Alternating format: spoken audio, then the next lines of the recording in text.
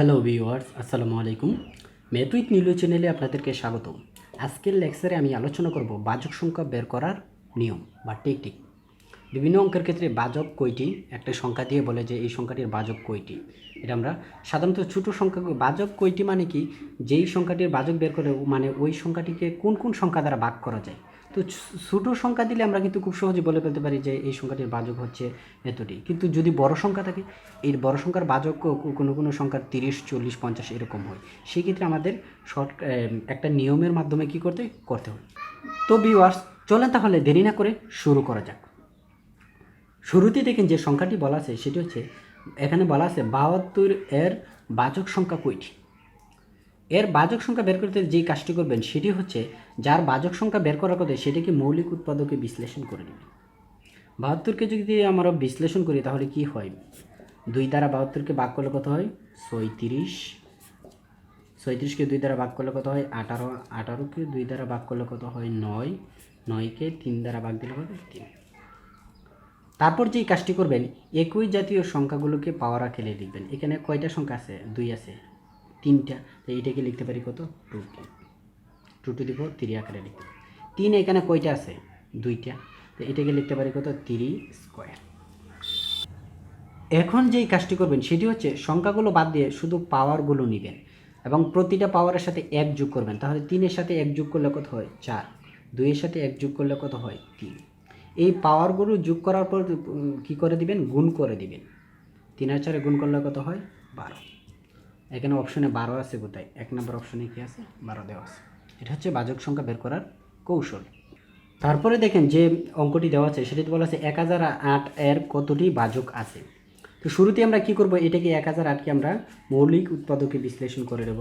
এটাকে 2 দ্বারা ভাগ দিলে কত হয়, তো 1008-এর অর্ধেক কত 500 কত 4, 504কে যদি আমরা 2 দ্বারা ভাগ দিই কত হয় 200 কত 52, 252কে 2 দ্বারা ভাগ দিলে কত এর অর্ধেক কত হয় 100 কত 26, 126কে 2 দ্বারা ভাগ দিলে কত হয় 63। যেহেতু বিজু সংখ্যা আছে শেষে, সেটাকে 2 দ্বারা যাবে না, 3 দ্বারা যদি দিই আমরা কত 21, 21কে 3 দ্বারা দিলে কত 3 7 21। এখন কি করব, আমরা একই জাতীয় সংখ্যাগুলোকে পাওয়ার আকারে লিখবো। এখানে কয়টা 2 আছে 4টা, এখানে আছে 4টা 2, এটাকে লিখতে পারি 2 টু দি পাওয়ার কত 4। আচ্ছা, এখানে 3 আছে কয়টা 2টা, এটাকে লিখতে পারি 3 স্কোয়ার। এখানে আছে কি 7। এখন কি করব, এই পাওয়ারগুলোকে কি করব, প্রতিটা পাওয়ারের সাথে 1 যোগ করব। তো 4-এর সাথে 1 যোগ করলে কত হয় 4 যোগ 1, 2-এর সাথে 1 যোগ 2 যোগ কত 1, এই 7-এর উপর কিছু নাই মানে 7-এর পাওয়ার কত 1, এখানে আছে 1 যোগ 1। কী করবো, এখন গুণ করে দিব প্রতিটা। 4-এর একে কত 5, 2-এর একে কত 3, একে একে কত 2, 3 5 15, 15 দুগুণে কত 30। সুতরাং এর কতটি বাজক আছে 30টি বাজক আছে। 3 নম্বর অঙ্কটি দেখেন, বলেছে 32 ও 64 এর বাজক সংখ্যার মধ্যে পার্থক্য কত। পার্থক্য মানে হচ্ছে কি বিয়োগ, এটা আরেকটু পার্থক্য ডিফারেন্ট, মানে কি আগে 64 বড়টার বাজক সংখ্যা বের করে নেব, তারপর ছোটোটার একটা থেকে আরেকটা কী করে দেবো বিয়োগ করে দেবো।